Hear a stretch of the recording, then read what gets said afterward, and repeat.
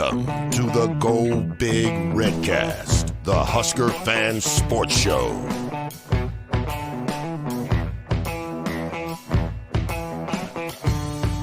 Welcome to the Go Big Redcast. I'm your sort of host tonight, as we will be joined by Redcast Dave here in just a few minutes. We are doing a quick reaction to UCLA and USC joining Nebraska in the Big Ten, and kind of want to talk a little bit about that, what our reactions are, what that's going to look like. And, we're here in Redcast. Boomer. Yeah, I'm just glad to be here. And I know a little while back I did a little rant about how college football was becoming like pro wrestling in the territory days, but man, I didn't think it was going to happen this quickly. But it sure seems to be. So. Yeah, and actually there's a great about 12 or 13 minute clip where we talked about this just a few months ago, and it's available on our YouTube channel, and we'll tweet that out and throw it up on our Facebook page and everything, where we talked about what some of this alignment might look like theoretically if we were able to go into pod system and what that would look like. And at the time, we didn't really talk about who we would be adding to the Big Ten, right? Like at that point, everything was just theoretical, and there was no real idea that this was going to be happening. Although Honky kind of hinted that, something was probably in the works, because he mentioned that the 2023 schedules had been completely removed from everything on there. So, let's talk about that in a minute. But first, let's go over a couple things. First off, remember, everybody, Redcasters out there, subscribe to Hail Varsity Magazine. If you just use promo code Redcast when you go to hailvarsity.com/subscribe to receive $10 off your first year subscription. Again, that's hailvarsity.com/subscribe. Use promo code Redcast and get on there, as well as I'm sorry, I'm just sitting here moving around, and I'm horrible at navigating through some of these screens. Also, Smack and Smooch, our custom shirts and specialty items. You can follow them on Twitter at Smack and Smooch, as well as on Facebook at Smack and Smooch. You can use the QR code that's appearing right here on your screen. Scan that, it'll take you right there. And you can contact them via DM and just reach out to them to give you some custom shirts and merchandise, whether it be for your business, your next Husker game, or you can even contact them and tell them you just want to buy some Redcast gear, and they'd be more than happy to make it for you. Shane over there is the man. I'd also like to remind everyone that Alumni Hall, they have 2 locations in Lincoln. They're opening up a new one. It actually opened up just yesterday. So make sure to check out alumnihall.com/Nebraska-Cornhuskers. You can go there and check out all of the licensed merchandise for the Cornhuskers you want, kind of like the cool shirt that I am wearing tonight, as well as the Hawaiian shirt that I have on right there that I may never take off again if watching the Huskers, especially if I'm wearing it the day that they beat Northwestern this year. Also, FSC Edge, if you're out there and you're looking for a new job and you want to work in a great environment, you can check out jobs at fsc.com, and you can get in on their new building with all kinds of improvements. My cat in the background obviously approves as well. And we will talk about that a little bit here later on in the show. Now, Boomer, UCLA and USC. I mean, if we were sitting there and we were talking about 2 teams that we might be seeing come into the Big Ten, personally, I would have said UCLA and USC would probably be at the bottom of that list as far as what I would project to happen, right? If any teams from like the Pac12 were coming over, I don't know, from an academic standpoint, I mean, would Colorado have fit? Might they still fit? How are you feeling about this?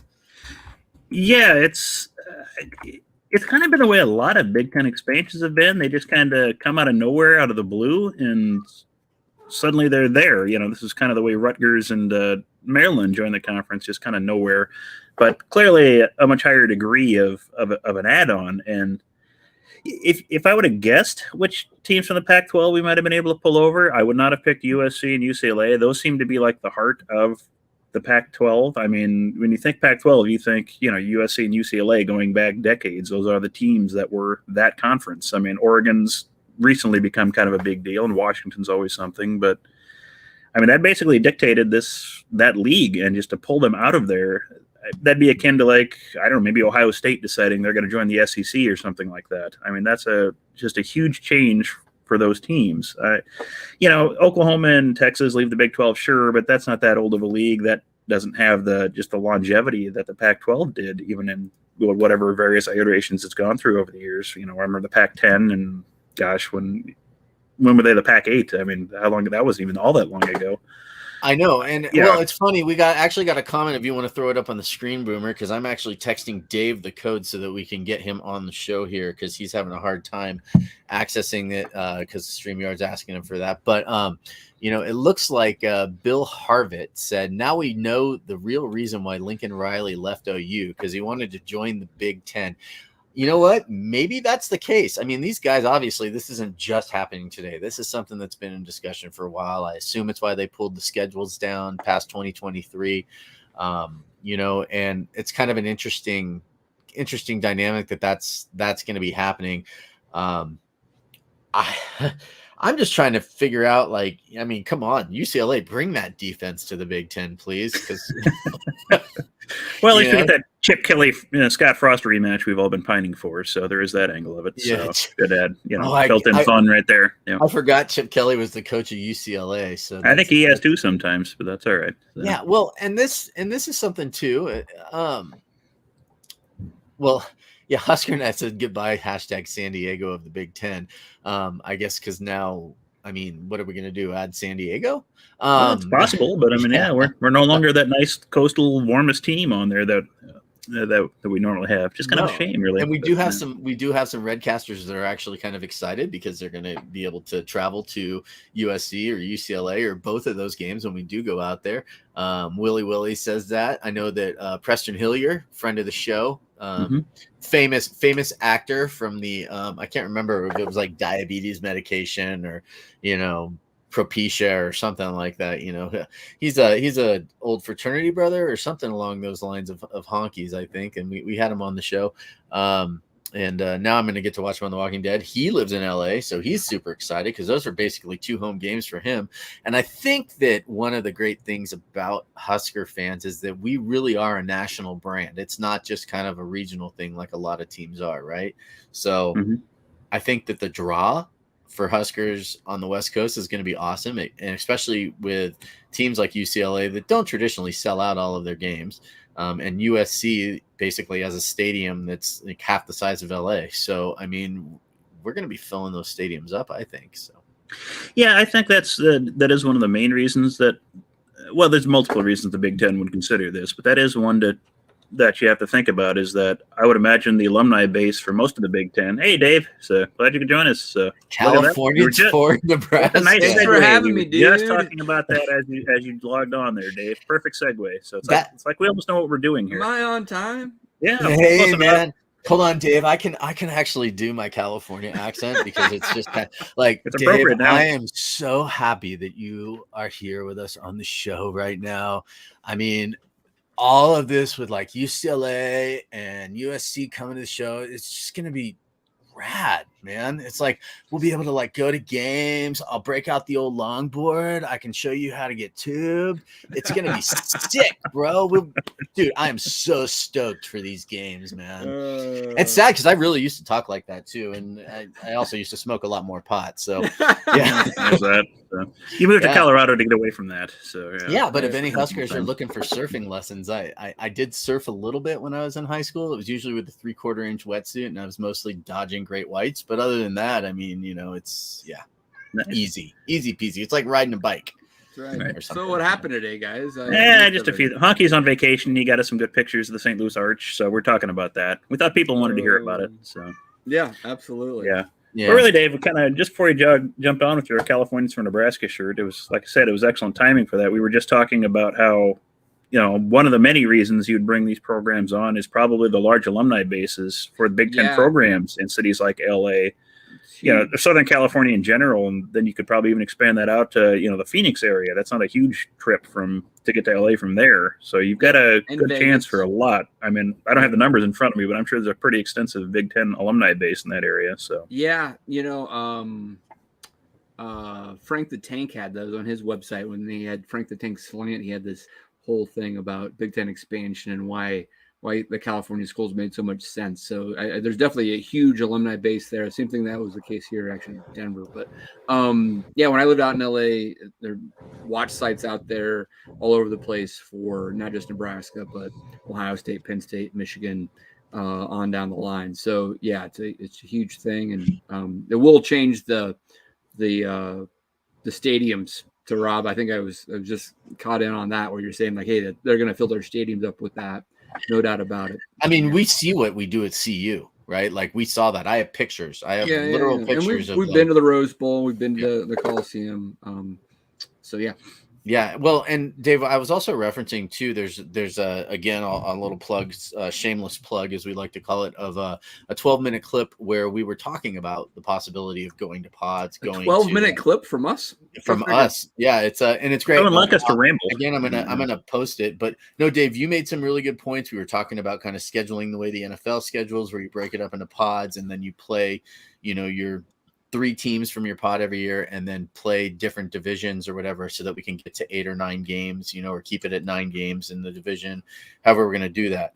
But now I'm also hearing talk of teams like Oregon, Colorado coming back or coming to the Big Ten, I guess. Right. Would it be Washington was the other one? And Oregon Utah? and Washington would come. I mean, this is all where it gets very speculative, and we can actually look back in the last 8 hours and actually think a little bit more about USC and UCLA and what they add across all sports. But you're right. I mean, like, I think you initially jumped to saying like, this is where the Big Ten moves all their pieces, all the cash to the middle, and let's figure this out right now. Let's get it over with. Calling it all in. It's all in, Dave. It's all in, and that could include things like adding 2 more West Coast schools like a Washington and Oregon. They're still going to look for like-minded schools. They could add additional Midwest schools, and this could be 20 to 24 teams. SEC does the same thing. SEC is, I think, in a fine position, but the ACC has the crazy contract where they're stuck in for 2036, and I'm sure they can try to figure to get that out. It just might take a little bit more legalese than. Well, it's a shame there's no good law schools in the ACC, Dave. Yeah, I don't know if they have any chance to figure that out. So the first 2 to get in will probably be the ones that have the best law schools. Duke and Carolina. So how long till Notre Dame joins the Big Ten? That's what I want to know. Yeah, that's a good question. I mean, I think that's more likely than it has been in the 1930s, probably. BYU could be one of those teams. BYU won't come in. No way. No, you don't think so, huh? No, I mean, there's Big Ten still wants a cultural fit from an academic standpoint. And not that BYU is not bad on that. Actually, they're pretty good. They're probably really good. I thought that but the Big Ten, I just think they'd be leery on that one. And I think there's a lot of travel issues with BYU. They can't do things on Sundays and things like that. And in a conference that big, that's going to be a problem. I would say that. I mean, it'll be fun to hypothesize about who else they could add. We could do more Friday night games for BYU. I'd be more than happy to allow that. Sure. Yeah. I just don't. I mean, BYU couldn't get into the Pac-12 or the Big 12 until they lost Oklahoma and Texas. So I don't think it's going to happen. I think the initial impulse is to say they're just going to go and add 6 more teams tomorrow, right? You're already seeing stuff on Twitter saying, Oregon and Washington are already in and blah, blah, blah, right? And Kansas is now in the play, right? But when the SEC added Oklahoma and Texas last year, we had kind of the same initial whoa, this is a big move, and what else are they going to do?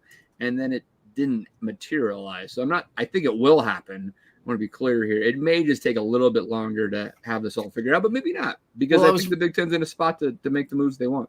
They are, and I'm kind of disappointed Skip didn't join us, because Skip is not so high. Like me personally, I'm that guy, and You're all know comfortable with change, Rob. I am comfortable. You are. I like. We've said that about you a lot. Yes, I know. I like the all-time DH in baseball. I can't wait for the robots to be calling balls and strikes. I'm all for according to Dick Monfort, and this is right out of his mouth at a Rotary meeting I saw last week. He said they're going to be changing to taking away the shift, right, with only 2 players on either side. Hey, Rob, this is a college football podcast. I know, but my point is that I'm all for this change. I think it's gonna be great. I love seeing this sort of thing. I mean, let's let's, like you said, throw all the chips on the table and see where it plays out. Skip's not so happy about it. He kind of feels like this might be the end of like college football as we know it. I was hoping he'd come on. I invited him. I texted him because, teams like CSU and Wyoming and Air Force, right? Like those teams are fun college teams. And where are they going to end up in the scheduling matrix, now with a lot of these teams? Because you have to rethink everything. That's what when Oklahoma, Texas happened. This is what we were trying to say. We've actually had these conversations about the Big Ten expanding and we're like, well, what's your logical options? And it wasn't Texas and Oklahoma. It had to include USC or Notre Dame essentially, because you're just it has to be additive, right? They're just simply not gonna take teams. I mean, Kansas and Iowa State weren't gonna. And well, from an academic standpoint, from a draw standpoint, right? The Big Ten's one of the biggest TV draws in the country, along with the SEC. So you got to have a team like UCLA and USC that do draw a huge television audience across the board. If they're good and in competitive games, they'll do fine, right? The problem is that they haven't been very good lately, and they follow winners out there, Rob. You know that, right? When USC is good, they will pack that house, and all the celebrities will be out and all that type of stuff. And they just the only bigger front runners in this world outside of Colorado, like Colorado sports fans, are California sports fans. Yeah, easily. I mean, that's like if your teams are good, everybody's there. Maybe the Giants and the Dodgers might be your exception out there. But now this talk with Oregon and who would it be? If let's say they add Oregon and Washington, probably. That would be the sensible. And would it be Colorado? Are they talking Colorado and Utah too? I have not heard that extensively, but it doesn't make all that bad of sense. I mean, you got the media market if you're going to go that route, Denver, Salt Lake City. But in terms of like fans caring, I think Colorado fans care even less than LA fans do. Because when's the last time Colorado fans have been excited about anything? I went to a Dead and Company show there like a couple weeks ago, and there was more people. Podcast. There was more people in the stands at that show than there were for just a regular CU game that didn't involve Nebraska. That was my point. I don't know exactly how that would play out, but I feel like they're going to look for fits both, academically and and then sports wise, right? And that if the ACC was available for the pickings, they'd clearly go after North Carolina. It's not even a question. I think I would agree. They don't know if they can get them, right? And wasn't that Delaney's ultimate goal? You think? Kind of rolling him in. He's a Carolina guy. So I think it's really intriguing to see where this will play out. But again, back to the basic premise here is that we got to stop thinking in conventional terms, like adding Colorado. Maybe, I don't know, but they're thinking big picture here. Ultimately, two power conferences that are essentially the equivalent of an AFC and an NFC, maybe with a few more teams, with similar broad geographies with huge TV contracts. It goes back to the fact that we've been hammering for years here, is that college football in general has been undervalued from the TV market for years. Dating back to ever since, before 1984, they only had a couple of games on a week because of the NCAA controlled it. And then Oklahoma and Georgia? Yeah, primarily Oklahoma is the one that got to the Supreme Court. I think did the lawsuit. They won that, and that changed the entire TV market. This has been ongoing essentially since that moment when suddenly, the college football programs could start monetizing their actual value, which had been held down for decades. And you said that, and the addition of cable TV becoming a thing, and now all the other different avenues to deliver product. And it's live sports, right? Yeah. That's the key, is that the advertising still works with this particular thing. And it's the second watch sport in America. So and then you think about why you bring a team like, California teams on. One of the things we tweeted and texted earlier today, the Big Ten with Fox, we have the big noon kickoff. That's their big thing. So we're going to be, marquee games to start the college football day. And now you're going to be able to steal the hashtag, and you're going to have Big Ten after dark, out on the West Coast. Yeah, you're basically going to have stretch it for 12 hours. Full of Big Ten programming, marquee games as much as you want. What is the monetary value of that? Good grief. You're just going to. Without the LA schools, they're going to get at least $100 million a year for Big Ten. It's going to go well north of that, especially if they add. Again, they'll only add schools. I think they're going to make that number go up. generally speaking, I think as a body, you might take. We're going to be getting Husker games starting at 10 o'clock at night, West or Central Time, because it's an 8 fine o'clock for us mountain guys. It's going to be a 10 o'clock kickoff, because it's an 8 o'clock start out at USC, a night game or something like that. And it's gonna be different. It's gonna be like NFL. You know what I mean? Like with the scheduling all over the place, the Big Ten's going to have you're going to start seeing Big Ten showing up on Thursday, Friday, Saturday, and Sunday or something along those lines. I mean, there's already Friday, Saturday games, right? Obviously Sunday's NFL, but I think you get my point. We're going to start seeing some creative scheduling, I think, for a lot of these conferences, where obviously the SEC will stay with their Central and East Coast time zone. But then I'm starting to think about teams like Clemson, right? Like Clemson and Florida State, like Miami, what's going to happen with those teams too? Because the ACC is now will be considered a second tier, of the Power Five. It's not going to be Power Five really anymore, right? They're going to be a second tier team, quote unquote. That's where I'm intrigued with the legal outs for those ACC schools, because I'm sure Clemson and others want this to change. They just got to figure out how to get out of that contract that's binding them to the ACC till 2036. Yeah. And considering that ESPN is in complete cahoots with SEC, I suppose maybe they can figure that out, right? It'd make more sense than them trying to vault to the Big Ten, which now is more aligned with Fox and potentially others. It'll be one of those things where the teams in the ACC, everyone's going to be trying to get out. The ones that do have that avenue to escape will be pushing it to all heck, and the ones that don't, they're going to be trying to stick that contract to everybody that is involved in it. So, yep, it'll be interesting. Classic Oregon State, South Carolina, or not South Carolina, but North Carolina, rivalry game 10 years from now. Because it's possible, we're going to see Rutgers and UCLA. That's that classic matchup everyone's been demanding. Well, let's talk about scheduling a little bit there, because Rob's a big pod guy, and that might be the case. But I don't know, when you get to 16 is still manageable, and you could actually do the is that the 4 pods? The 5-4-4, is that right? How Boomer the math would work out? I think so. Yeah. So you could still have a relatively decent, but now you just have those two schools out west. So you go above 16, then you start getting into some really interesting scheduling, I'd imagine, that could work out into legitimate. And it's also with the non-football sports, some sort of divisional type setup. Yeah, I would wonder if you're getting conferences that big, do you just see? If the Big Ten goes to 20, 24, do you just start seeing them say, we're not playing the scrub, jobber games anymore? Because what good does it do Nebraska to play North Dakota? Yeah. Why not just play UCLA? Or why not just play, another Rutgers game or whatever? You just got UCLA. That's where you're going. Rather than playing the Mulkey Brothers, play actual games against teams that are going to deliver a TV product that everybody wants to see. Yeah, you're playing real games. Real games. They're not.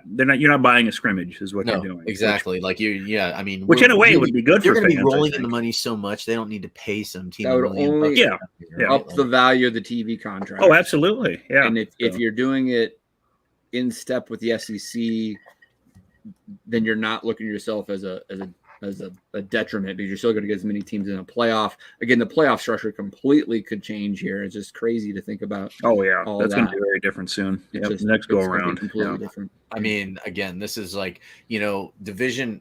And I know everybody hates this, and you even get guys on Twitter like Hawkeye Matt who hate the idea of expanded playoffs. But you know what, buddy? I don't care. This is the way it's going to be. This is the way it's going to be. You've already got Division 1A that does the playoff format. Division 2, Division 3, they all do playoff formats. The only one that doesn't do it is this with the Power Fives, and I think it's inevitable that we're going to end up there. And I think we're going to start seeing larger schedules for college football too. You think so? Yeah, I do. I think they play a lot already. They play 12. They play 12 games, and I think that they're going to eliminate some of the bowl game thing, and there's just going to be people who make the playoff and people who don't. I think that's how it's going to go. That's my opinion. That's interesting. Everybody can. I don't know. Because the bowl. Come on. Obviously, people watch the Duke Mayo Bowl just to see some guy pour mayonnaise on himself. That's the only reason they watch that crap. I can say that just big condiment, kind of pushing it on everybody. From the gambling standpoint, what are these guys going to be pushing? Are they going to be pushing the Duke Mayo Bowl, or are they going to be wanting to see some playoff format? Yeah, from a revenue standpoint, again, from the college football has been undervalued for far too long. The value of a playoff when you largely have highly competitive Big Ten and SEC schools that are, coming out of a meat grinder of a schedule, and you have these, whether they're 10-2 or 12-2 at that point, to your point, Rob, maybe they expand the schedule. Those games, even though it might be less inventory, is going to be such a high quality.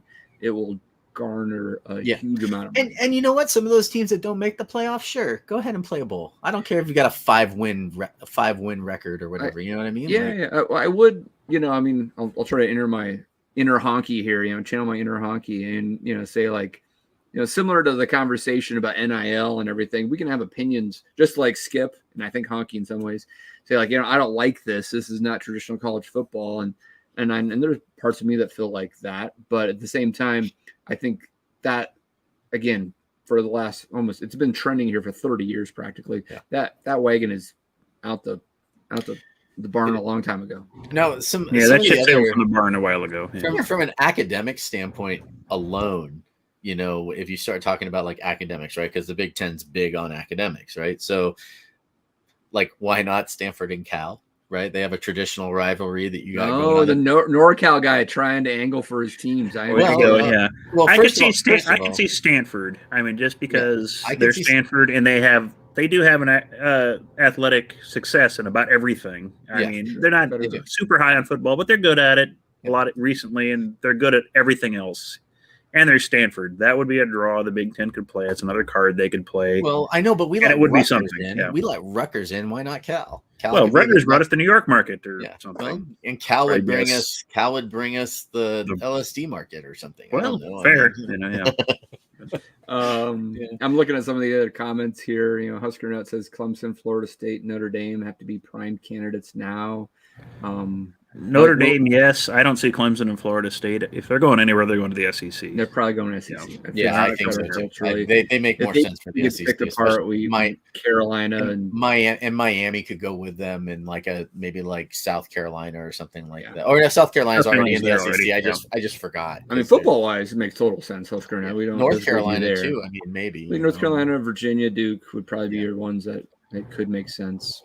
Yeah, but Notre Dame, I do like that idea. I really like that idea. They're going to be put in a weird spot at some point. Yeah, they really are, because all of a sudden people are, they're already kind of in a weird spot because, Notre Dame's like one of those teams where every time they seem to make the playoff, nobody really feels like they belong there, and then they just go ahead and prove everyone right? Like, they just. Granted, that's true of a lot of teams in the playoffs lately. Yeah, it is true. You're right, but yeah, a couple. We can go all over the board here, obviously, and I guess it's.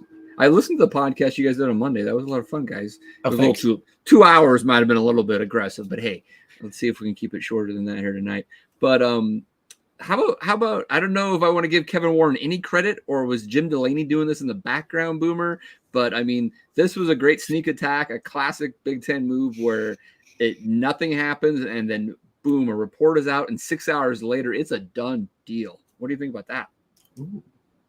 Yeah, I was wondering that earlier this afternoon. For as much crap as we've liked giving Kevin Warren over the last couple of years, and a lot of it seems to be well deserved. There was something to this, that this is a good move for the Big Ten in terms of money and everything else I talk about. And it was done quickly, quietly. Nothing really leaked until it was inevitable. And the only answer outside of Notre Dame, it was the only answer to Texas and Oklahoma you could practically do.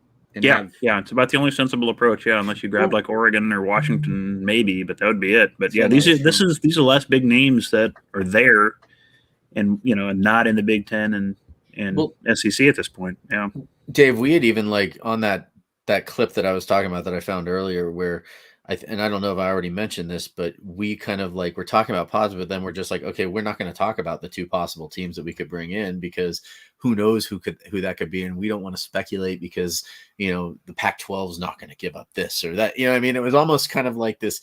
We almost kind of poo-pooed the whole idea just based on the fact that who are those two teams going to be? Who can fit academically into that? Now we know. I mean, if we went back and did that, we should just insert ourselves saying like UCLA and USC and fix, go deep fake on our own clip. But we did we did talk about this though, and how we would make it work, and we talked about before pods, and we talked about the NFL format and everything. So it was almost like as a podcast, the Redcast had a pretty good insight. I went back and listened to it. And again, I'm going to repost it later. We had some really good insight on how this could look. And this was just only a couple months ago that we did this. So, I mean, we don't want to toot our own horn too much, but yes, we do. It's our show. Boomer, myself, and Honky in particular have had text threads during the Nebraska to the Big Ten. And I mean, we worked through that so much. And I mean, we felt it was highly likely before it actually got pulled, because we're like, this is just too good of a thing. We're not going to turn this thing down. And I think this is the same scenario with USC and UCLA. Is like, I mean, like, look, I mean, they're falling behind revenue wise, and being forgotten about on the West Coast from a media standpoint. And I think they just had enough of it, and they knew that they had this opportunity and they were going to take it. And they're probably going to double their revenue. And the Big Ten, now I'll be interested to see some of the sports that USC and UCLA have that we don't, right? Or not as much. But I mean, like, let's think about Nebraska baseball. We just got better, right? Yeah. And that's great. Softball, women's volleyball. Oh, volleyball is going to be insane in this conference now. Yeah. Men's volleyball, Ohio State and Penn State, those guys have men's volleyball. That'll probably be fine. There's a lot. I was going to say that's why Stanford would be great too. Can you imagine Stanford and Nebraska in the same conference for volleyball, women's volleyball? Oh my God. I could, because look what just happened, right? Yeah. So, I mean, no. And it's funny because Marty Honky, big fan of the show. Shout out to Honky's parents. Asking if we think they'll end up being 3 major conferences sometime. And actually, Marty, we talked about it a little bit. I don't know if you've been on. Right now, we're looking at 2 major conferences, and everybody else. I mean, that's really kind of how I think we've agreed that it's going to look right now, at least for like the next few years.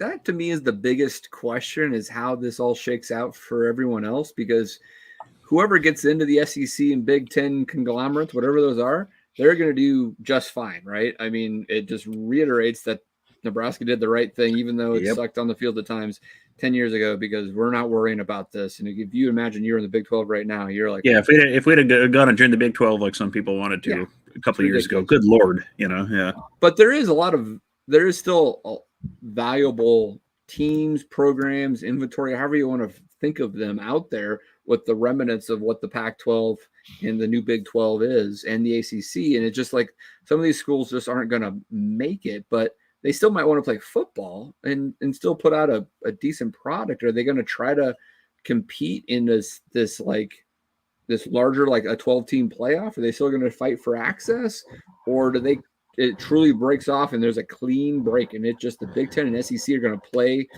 their own schedule, and then they have a playoff in December and January, and everyone else is playing some other level? I don't know. That depends on what the Big Ten and the ACC or SEC want to do. I mean, they're going to be the ones calling the shots in this. They completely call the shots. If they want to say we don't want to play any of these other teams anymore, we're going to run our own playoff, we're going to have our own postseason, then that's what it is. I mean, if you're ESPN or you're Fox, who are you going to listen to in that case? Yeah, I just don't think there's enough value. You can on your hand practically get to the teams that have a lot of value from a football perspective, just from market and competitive balance, et cetera. I think Oregon and Washington probably make that list. And if you go ACC, clearly Clemson, and then Florida State and a few others, and it just gets down pretty quick where, like, I just don't know how anybody else who's going to add that much value. I've been wrestling with the Arizona schools in my mind, because I do think Arizona's a state that's growing, a lot of talent. I think they do actually pay attention to some football down there, but I just don't know if I can get there with them. I don't know. They're only going to take the teams that really going to. Arizona State's got such a big alumni base. I guess you might make that argument. You can make that argument. Yeah, maybe. But man, they're like you said, there isn't much else. I mean, is Wake Forest going to do anything? No. Arizona State has a great fan base. I will give it to them. I Arizona basketball fan, but I mean, their fan base for sports in Arizona State, and they have a huge school. They have a great stadium. I mean, when I say huge, it's like, an entire city there in Arizona, and there's a culture there, I should say. There really is a college town culture there, and where is it, Tempe or whatever Tempe's it is? cool, yeah, and then their stadium is really nice. It's got a lot of like, I don't know if it's really nice. Yeah, I like their stadium. Have you been there? Yeah, I've been there, and I liked it. It there's not like a horrible seat in the house, you know what I mean, kind of thing. And it's a lot like Lincoln when you go there. There's nothing blocking your view or anything like that. So I don't know. There's a lot of value, I think, there for a team like Arizona State. Team like Arizona, absolutely not. They're horrible at football. I mean, from an academic standpoint, maybe, but they're probably better than Arizona State. See, I feel like those schools might be better fit for the SEC, because SEC might just want to continue westward past Texas, and that could make sense if they want that time zone thing to compete with. The only thing, like in the Pacific Coast, Arizona State, you just need a high school degree in Arizona to go to Arizona State. So I mean, that's the only other thing. Husker not saying that Arizona State would up the Big Ten's academic stock. It's true. So maybe we should encourage that. Yeah. I mean, it is interesting as a graduate of Nebraska with 2 degrees. The fact that we're in the Big Ten to begin with is amazing. But to add, I mean, USC and UCLA are great schools, and to add that to the academic profile, to add that to the research that the CIC does and all that type of stuff. I mean, they're in rare air there in Lincoln, and that's pretty amazing to think of from where we were even 20 years ago. Yeah, it's funny. So in high school, I actually applied. Rob, it's a college football podcast.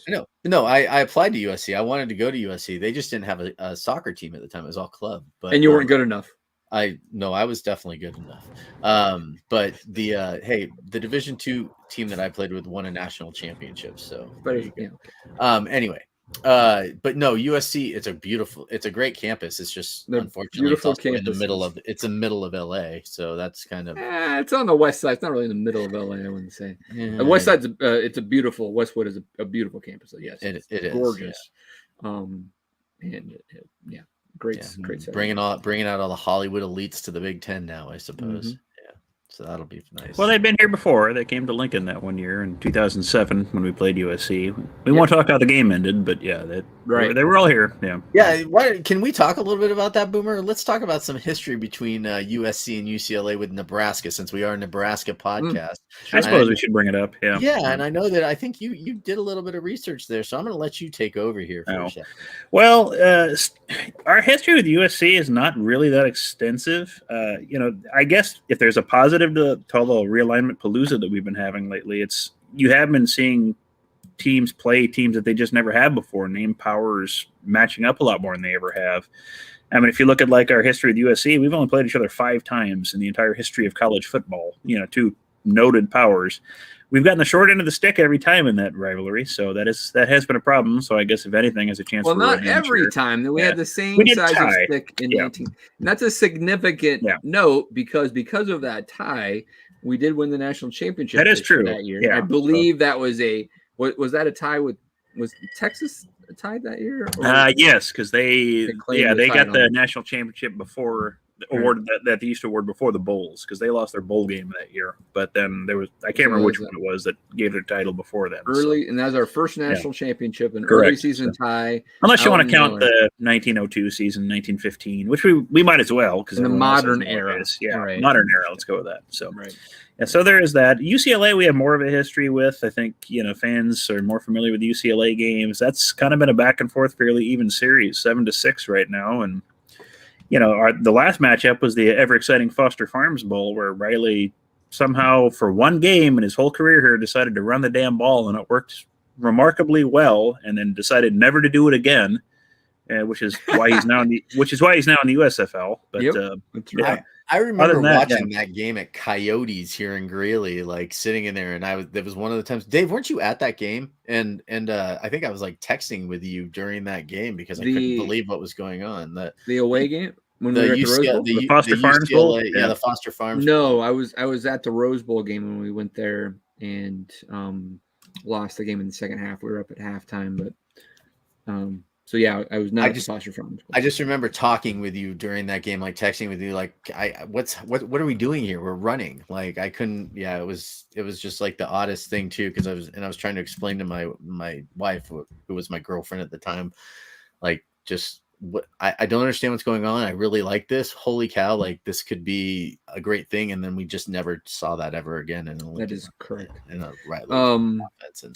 the UCLA rivalry is more extensive. I mean, we played in the late '80s, right, with Steve Taylor and Troy Aikman. I would imagine would have been that matchup. And so yeah, there's some history there, but not too extensive. Now, and Pelini just seemed to have the short end of the stick playing them too. Those games just went in tragedy. So, yeah. Yeah, I hear you. I was there. So there is that. I guess it gives us the opportunity to play some teams that we like to play and probably should have played more often. So if there's a positive to the whole realignment thing, that exists. So.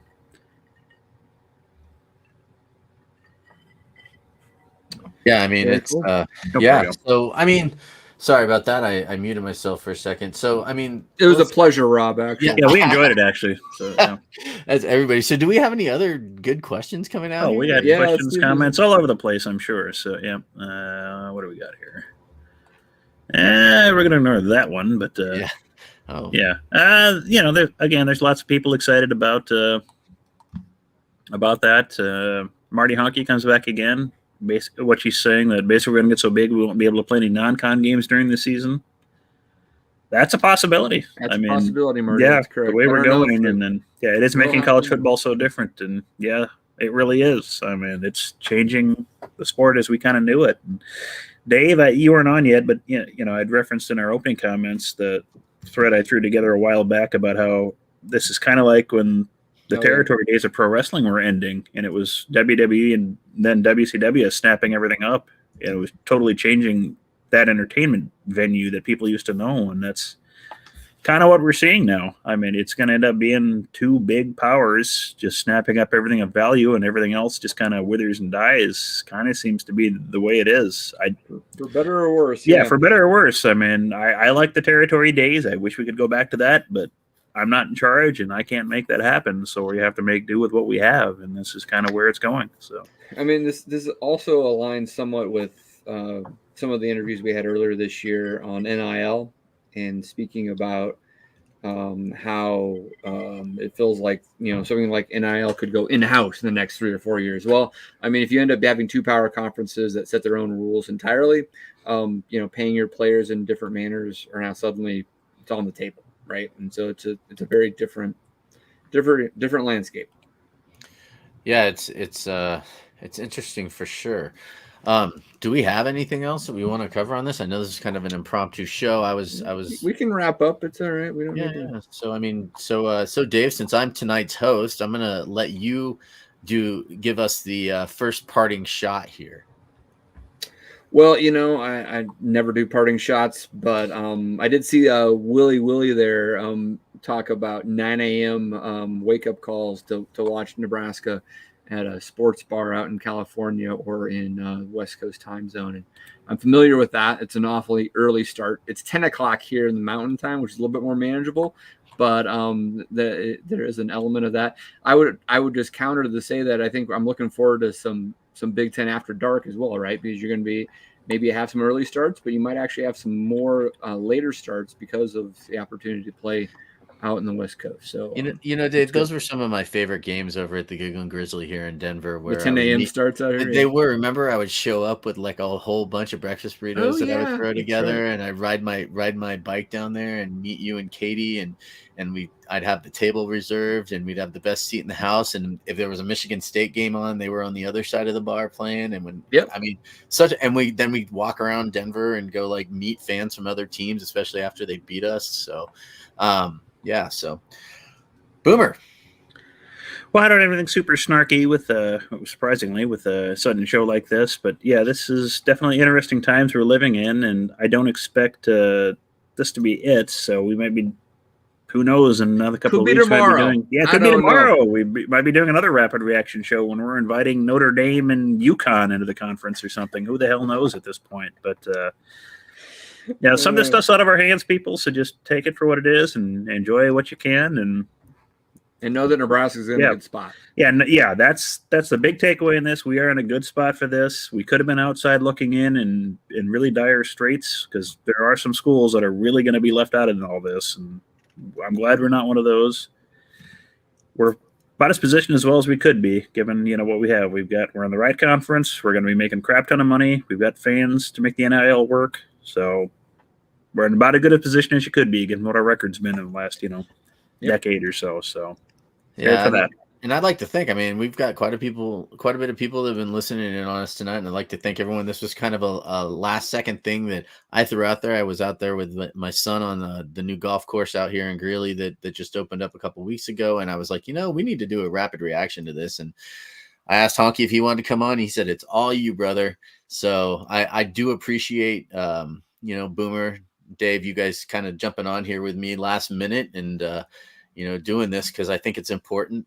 People want to know our thoughts. I know people want to know our thoughts for whatever reason they want to know. Not your thoughts, Rob. No, not my thoughts. Boomer, not my thoughts. Yeah, definitely you and Boomer. But so with that, I would just like to say that's another Go Big Redcast. GBR.